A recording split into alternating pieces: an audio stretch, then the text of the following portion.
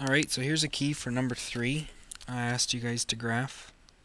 It was x minus 1, x plus 5, and x plus 2 in the numerator. That was number 3. There's your function. And then the denominator, it was x squared minus 4. So you're asked to graph this rational function and identify the kind of the key information, intercepts, holes, vertical asymptotes, and behavior. One thing I'm going to look to do is simplify this to start, and you'll notice that the denominator can be factored. The denominator can be factored to x plus 2, x minus 2. So you're going to get rid of those x plus 2's, right? But then you need to make a note, hey, there's a hole in the graph at, let's see, negative 2, comma. Well, now you need to plug negative 2 back in for these x's and see what the y value is. Right, so negative 2 minus 1 times negative 2 plus 5 over negative 2 minus 2. So let's see, negative 2 minus 1, you got negative 3 times 3 over negative 4. So what do you got? Negative 9 over negative 4, so 9/4. So 2 1/4. Okay, so got a hole in the graph at negative 2, 9/4. Next thing I'm going to look for is my, let's look for our intercepts. So x-intercepts. Okay, those come from the zeros of the numerator. So you got one at 1, 0 and negative 5, 0. The y-intercept, well, that's just, hey, when x is 0. Well, when x is 0, you get 0 minus 1, 0 plus 5 over 0 minus 2. So what do you got? Negative 1 times 5 over negative 2. Negative divided by negative is positive, so you end up with positive 5/2. Okay.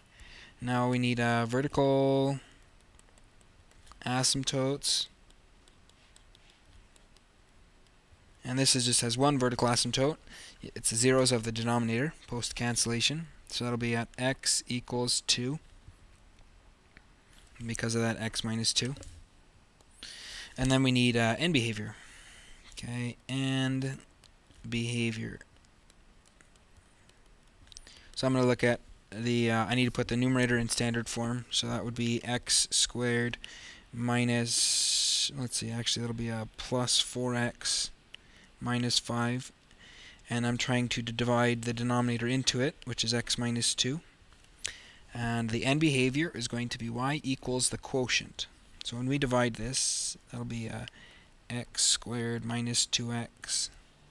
I'm going to use subtraction. 4 take away negative 2x is 6x. I got 6x minus 5. X into 6x. That's what, a plus 6. So 6x minus 12. You can do your subtraction. Negative 5 take away negative 12 is 7, but that's just your remainder. And all you care about is the quotient.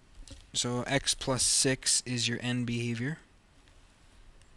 So now we take all that information, right, and we turn it into a graph. So let's do that real quick. So as far as the graph goes,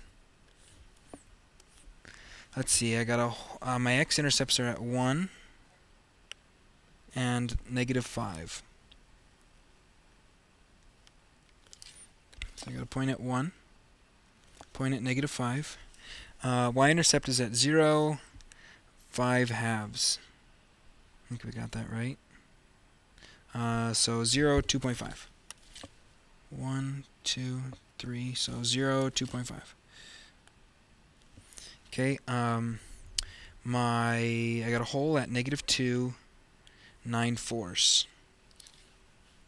So negative 2, 9/4 is about, well, let's see, 2 1/4, 2.25. So negative 2, 2.25. 1, 2, 1, 2.25. Hole in the graph there. So you got the hole, got the x-intercepts, the y-intercept, vertical asymptote at x equals 2. So that's going to go right here, dashed line. Okay, end behavior is at y equals x plus 6. So y-intercept is 6. 1, 2, 3, 4, 5, 6. And the slope is 1. So 1, 2, 3, 4, 5, 6. Up 1, over 1. So your end behavior is looking like this. So you got this slant asymptote. And that's going to hit out here at negative 6. So we gotta move this function, I think. Move you down here. Make some more room for our sketch here. So you got two halves, right? You got the right half, you got the left half. The left half's pretty nice, right? Because on the left half you're trying to decide, is it this graph here, or is it going to be this one here? Well, it's the purple one, right? Because that's where all the points are. But we can do some checking real quick. So we know we're going to go through, let's see, a little thinner pen. We go through these guys here.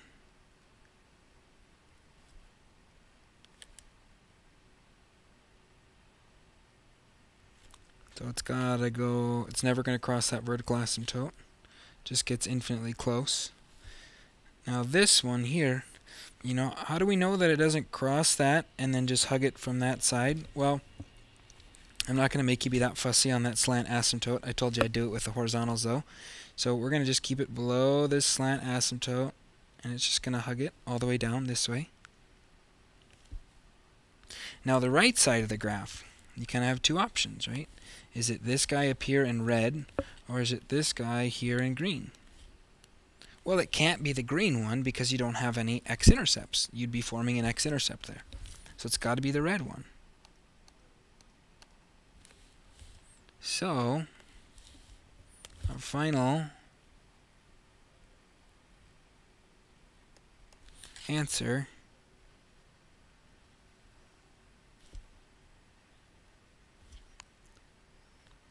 is this graph right here. So we're all done. So that's a video solution for 3, and I'll try to put up just some other solutions for 1 and 2. But I got to go to a meeting now.